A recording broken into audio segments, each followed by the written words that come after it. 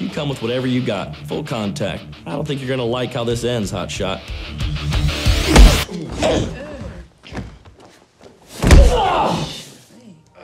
Hey everybody, this is Darren Van Dam, and you are watching Flick Connection, the show that helps you get more out of movies. And today I want to tell you about some really great movies that you have probably missed on Hulu.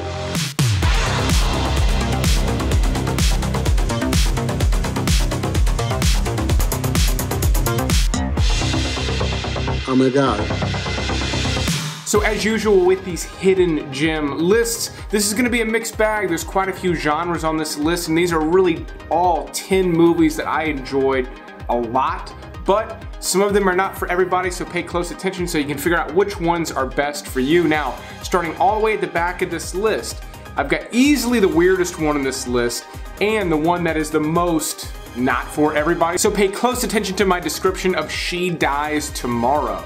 Now, the less you know about this movie, the better, so I will not really tell you what is happening in this movie, because a major part of the experience is finding out what happens. Now, that may sound obvious because that's the case with almost all movies, but it really, really is the case with this movie, more so than anything else I've seen. However, it is very trippy, very weird. It's got a psychedelic nature to it, and it does not fit into the mold of a typical, not just movie, but a typical story. There's not the ups and downs and sort of the typical rhythm and pace of your standard storytelling. This felt much more like a short story that was stretched out into a 90-minute feature.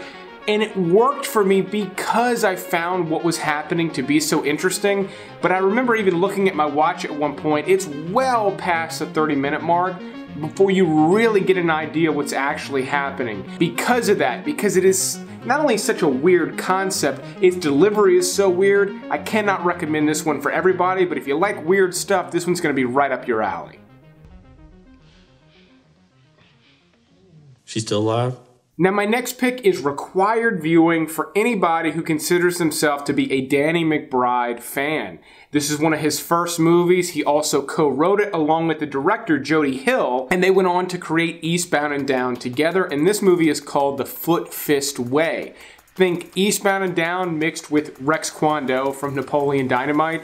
That's what you got with this one. You do have to be a Danny McBride fan to really get into this one, because if you don't really latch on to his performance and his character and just kind of how wacky and wild he is, this movie can be pretty dry. There's not a whole lot going on there, but it's a great performance piece for him. This is before he was a star, and it's notable enough that it not only launched his career, but also Jody Hill, the director, who not only went on to do Eastbound and Down, but did a handful of movies, including Observe and Report. So if you like some of the other content these guys have created together, I think you'll really dig this movie as well. Now, my number 8 pick is also my second most weirdest pick on this list, and the presence of stars like Natalie Portman and Jude Law served to only make this even weirder. Now, Vox Lux is about a pop star. Natalie Portman plays someone most closely akin to like a Lady Gaga type of a pop star. Yet this movie is just so odd. It actually opens up with a school shooting, and not really for entertainment purposes. The school shooting really does serve the greater thing that's actually going on with this story, but ultimately what you get with this, the real meat and potatoes of the movie, is one day in the life of this pop star played by Natalie Portman, where she goes and talks with her sort of, I don't want to say estranged, but her daughter. They don't have a great connection. She speaks with her manager, she does an interview, all very dry sounding stuff, yet Natalie Portman really manages to make this work very, very well. She's constantly engaging because she's playing this really kind of odd personality. Jude Law is great whenever he shows up, and you know that something odd is going on underneath the skin. Now, I will say there is a payoff. There's something very bizarre going on, but it's not worth the squeeze on this one. You have to be interested enough in the way I'm describing it. This is another one that's not quite for everybody, but it's not quite as weird as I'm even making it sound. It's almost weird that it's not weirder. It's hard for me to describe that. It's a bit of a paradox with this one, but if you like the way it looks, it's actually a really clever movie. It just, again, doesn't really fit into a mold like a lot of the other ones further down this list likely will for you. Now, some of the best cinematography and the most interesting score of 2019 are featured in a movie called Manos, which is very much like Lord of the Flies meets Apocalypse Now. Now, if that hasn't sold you, this is a movie about child soldiers. I say child, they're adolescents, they're teenagers, but it's done from their perspective, and so you don't get a whole lot of views of what's going on outside of their world out in the jungle. In fact, the comparison of Lord of the Flies and Apocalypse Now is really the best way to describe this movie. It's hard to describe it any other kind of way. It's trippy, it does have some psychedelic elements to it, but it's also got all of this sort of power struggle with these adolescents. It's very interesting stuff, but it does not hold your hand. You do have to pay pretty close attention to follow the story that's happening with this one, because it does feel like it's a little more of a cross-section of their life. The story is happening, but you may not even notice if you're not paying that close attention. There is a story that develops. There's some action that occurs in this one as well, but it is an art film. It's not gonna feel like your typical movie, yet this one, it gets a little bit closer to kind of feeling like a more traditional story than some of the ones I've talked about so far. The tension winds up and basically never lets go in the standoff at Sparrow Creek. This is a very interesting movie about a group of militiamen who have a secret stash of weapons, and after a mass shooting occurs, they all meet up and find that one of the guns is missing, and now suspect that one of the men there was involved in this shooting, and an interrogation begins, and the interrogation becomes stronger and more forceful. This one is a performance piece. You're dealing with some very good actors. A few are actually some of my favorite actors working today, and they do a great job of carrying the movie. This movie is mostly just men talking in a lumberyard, yet it manages to be extremely tense almost throughout the entire movie. Some really great performances where it's mostly just two actors sort of throwing the ball back and forth and really playing off each other, and it works really, really well. Again, one that sounds dry on paper, but manages to have this incredible life to it that I thought was really, really interesting. It's a lesser known movie, but definitely well worth a watch. Now, before moving on to the top 5 on this list, I will tell you about today's sponsor, Nirvana CBD. I have been taking CBD supplements for well over a year now. I love them. I notice if I've forgotten to take them for a few days, I notice my mood isn't quite as balanced. I can be a little bit more irritable when I don't take it regularly. I also have very crackly knees. It helps me with joint pain, things like that. But there are a ton of companies out there. They're everywhere. There seems to be CBD stores on every corner, and I've tried quite a few. So far, my favorite has been from Nirvana CBD, which is why I'm so happy that they're a sponsor. Not only do I really like their products and feel like they're dosed out well and that they work better than some others that I've tried, they taste good.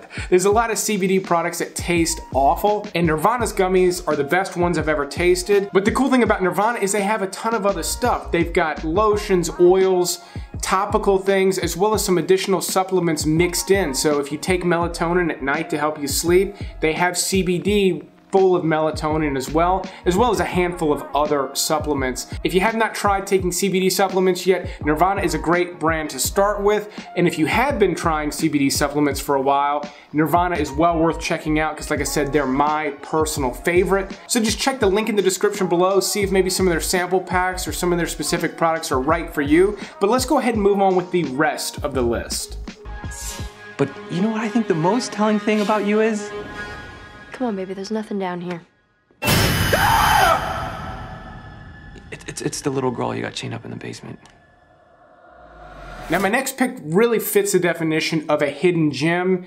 It's interesting, it's clever, it's got great performances, and has just enough style to make it all work in Villains. This one's also got a great cast, and it's about a young couple, kind of a Bonnie and Clyde type, that break into a house, and boy do they break into the wrong house. Seems simple enough, and it is. It's simple enough to work without being too confusing, so you get the performances, but things get really wild with this one, and I found the writers and creators to have a lot of fun with a relatively simple concept. Now, this one does get a little bonkers at times, and even made me a little uncomfortable at moments, but that's what's good about it, is that it kept surprising me all the way through. That doesn't happen with movies too often anymore because I've seen so many, but Villains is a great example of one that just kept surprising me. It never blew my mind, but it entertained me all the way through. If you like kind of darker, weirder, but also quirky stuff, Villains is a great pick.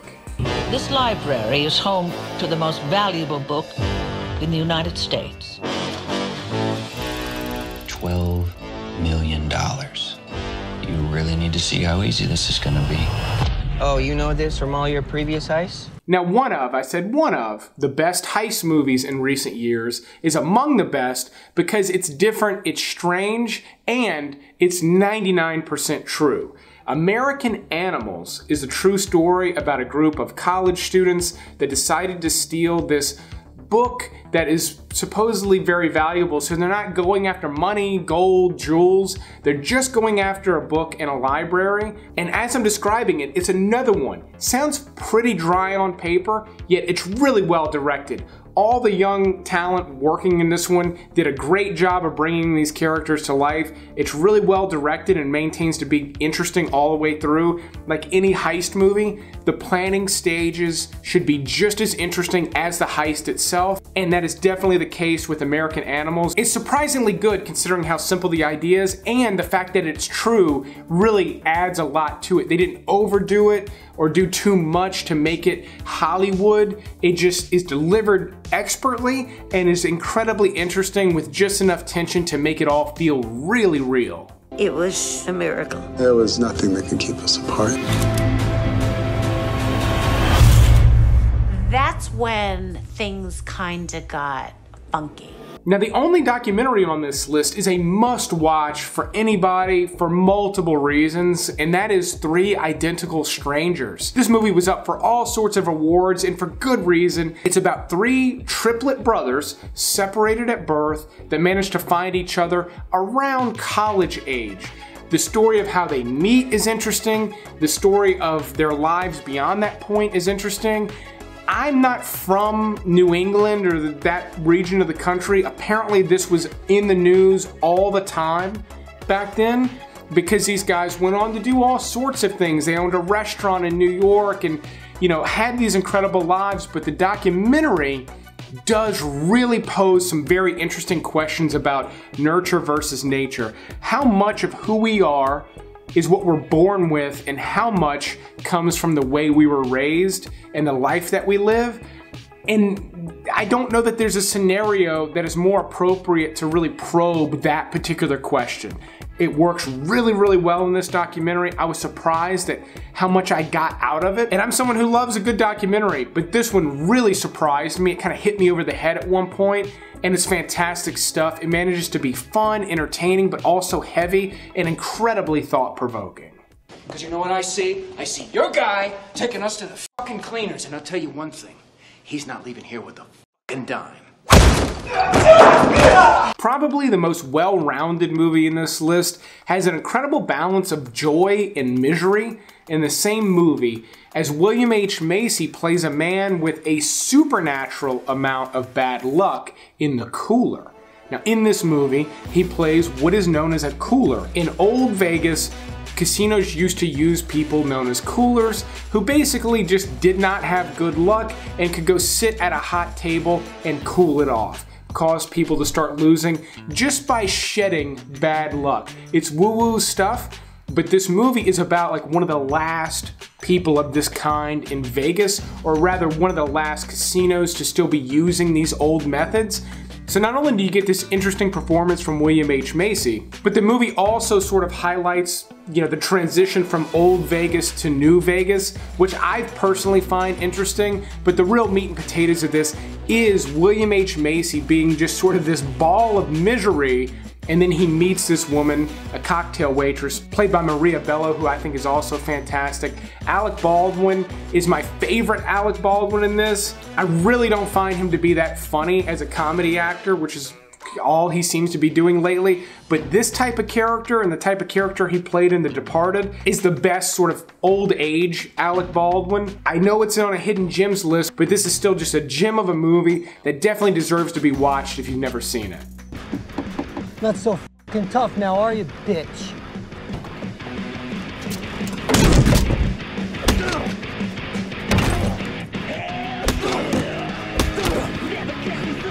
And then one of my favorite movies in recent years is what I would consider to be the best heist movie to come out in recent years. That's right, a better heist movie than American Animals. That's why it's #1 on this list. And that is Hell or High Water, a movie I absolutely love that I have not talked about in probably a year.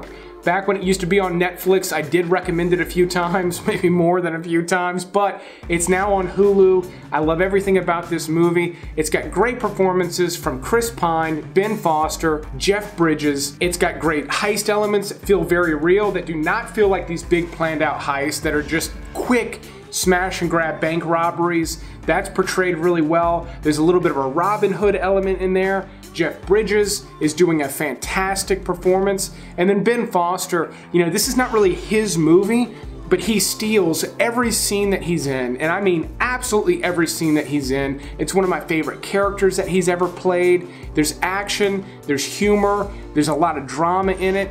And it's just a very, very well executed movie. This is one that I have showed to multiple groups of people, family and friends. I've never showed this movie to anyone who didn't love it. If you've never seen it, it's one of the best movies currently on Hulu. But that is this list of 10. I hope you enjoyed it. Help me thank the Patreon supporters in the comments below. They are the reason I continue to do videos like this one. If you're interested in becoming a Patreon supporter, there's a link in the description below. There's also a link where you can become a channel member and get access to exclusive videos. But I will keep making videos like this one as long as you keep watching them. Thanks for watching this Hulu list, and you will see me on the next one.